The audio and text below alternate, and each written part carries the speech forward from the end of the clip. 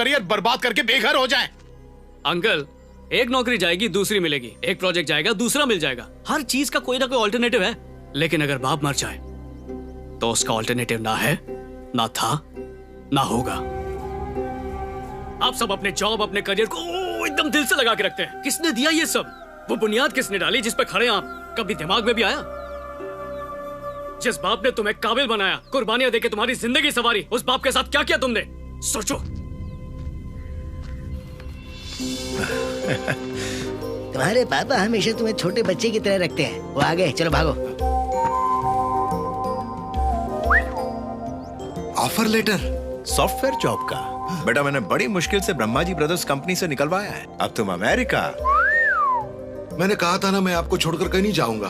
अरे बस तू ऐसे ही मुझसे प्यार करते रहना, हम बदल थोड़ी जाएंगे। लेकिन इसका मतलब ये थोड़ी है कि तू हमेशा उस सनकी के अंडर काम करे। आपके बगैर मैं चल भी नहीं सकता, तो दौड़ कैसे लूं? अगर कहीं मैं गिर गया तो? अरे तेरा बाप है ना तुझे संभालने के लिए।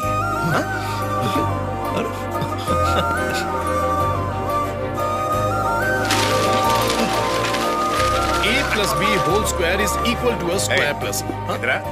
हाँ बाबा। मैंने बड़ी मुश्किल से ये फार्म उन्हें बेचा और अब ये कह रहे हैं कि तूने पैसा लौटा कर कहा कि हम इसे नहीं बेचना चाहते हैं। मुझे पता है आप ये फार्म क्यों बेच रहे हो। मुझे ऑस्ट्रेलिया नहीं जाना। अरे बेटा तू तो हमेशा मेरे दिल में ही रहेगा। जब भी तुझे याद करूंगा तू आ जाएगा। मान ले कभी कोई ऐसा वक्त आया और मैं तुझे फोन करूंगा तो तू भागते हुए नहीं आएगा क्या? जरा देख उन्हें, क्या तू जिंदगी भर ऐसे ट्यूशन पढ़ाता रहेगा और ये लोग हमेशा ऐसे ही रहेंगे? जा बेटा, खूब आगे बढ़। ये अच्छा रिश्ता है बेटी।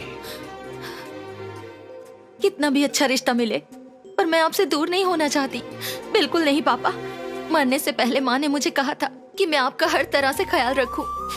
तुम्हारी माँ ने भी मुझसे यही बात कही थी कि मैं तुम्हारा हाथ एक अच्छे आदमी के हाथ में दूं। इसीलिए तो इसे लाया हूं। देखो बेटा, ये अच्छा आदमी है। अगर मैं अपनी बेटी से मिलना चाहूंगा तो ये मिलने से रोकेगा थोड़ी।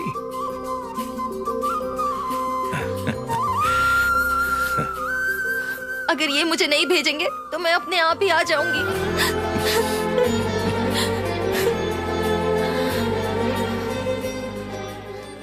आओ बेटा, आओ। ससुर जी, मुझे बहुत डर लग रहा है। अरे डर कैसा? तुमसे इसकी शादी इसीलिए करवाई है क्योंकि तुम बोल सकती हो। हाँ सुनिए जीजा जी, आपने अपने सारे बच्चे दूर भेज दिए, अब इन्हें भी भेज रहे हैं। इन्हें तो साथ में रख सकते हैं ना?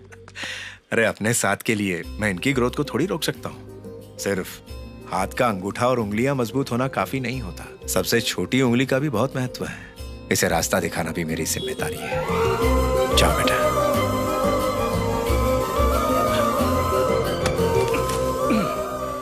जिस बाप पे तुम सब जान छिड़कते थे, उसी पे शादी के बाद, बच्चों के बाद, गांव छोड़ने के बाद एक बार मुड़कर देखना भी तुम लोगों ने जरूरी नहीं समझा? प्यार बांटने और बढ़ाने के लिए होता है, कम करने के लिए नहीं। पिता होने के नाते उन्होंने आप सबको अपना बेस्ट दिया और आप सब भी अपने बच्चों को बेस्ट ही देना चाहते हैं। बट उनके नाते पोतियों के सामने आप सब किस तरह के बेटे बेटियां बने, कुछ पता भी है? हमने आपसे सीखा है कि माँ बाप की इज्जत अगर होती है तो करो, नहीं तो जाने दो। क्या होगा? अकेलेपन से सिर्फ मर ही जाएंगे ना। तब शायद आप समझेंगे कि बच्चे जब कहते हैं कि वो आ रहे हैं और नहीं आते हैं तो कैसा लगता है। आखिरी वक्त में अपने साथ ना दे तो कितनी तकलीफ होती है। हम भी सोचेंगे कौन मरते बुढ़े पे टाइम वेस्ट करे, इससे अच्छा ऑनलाइन पिक्चर देखेंगे, घूमेंगे फिरेंगे, खाएंगे पिएंगे दोस्तों के साथ। और यहाँ आपका दिल बैठ रहा होगा, सांसें उखड़ रही होंगी, गम के मारे घुट घुट के दम तोड़ रहे होगे। तब आपको अपने किए हुए कर्मों के पाप नजर आएंगे और हमें कोसने का आपको हक भी नहीं मिलेगा, क्योंकि आप खुद वैसे हैं। एक बात याद रखना, हर एक इंसान को इस दौर से गुजरना ही पड़ेगा, क्योंकि आज जो बेटा है कल को वो बाप और दादा जरूर बनेगा, क्योंकि यही कुदरत का नियम है और इससे कोई बच नहीं सकता। सदियों से लोगों को कहते सुना है कि 60 के बाद जो बूढ़े होते हैं वो बच्चों की तरह बर्ताव करने लगते हैं। अगर ये बात सच है तो आप सब इसे मानते क्यों नहीं है? जिस तरह आप अपने बच्चों को संभालते हैं, अगर उसी तरह अपने माँ बाप को संभालने लगेंगे तो वो कभी बोझ नहीं लगेंगे। सच तो यह है कि आपने अपने बाप को नहीं बल्कि बेटे को खोया है।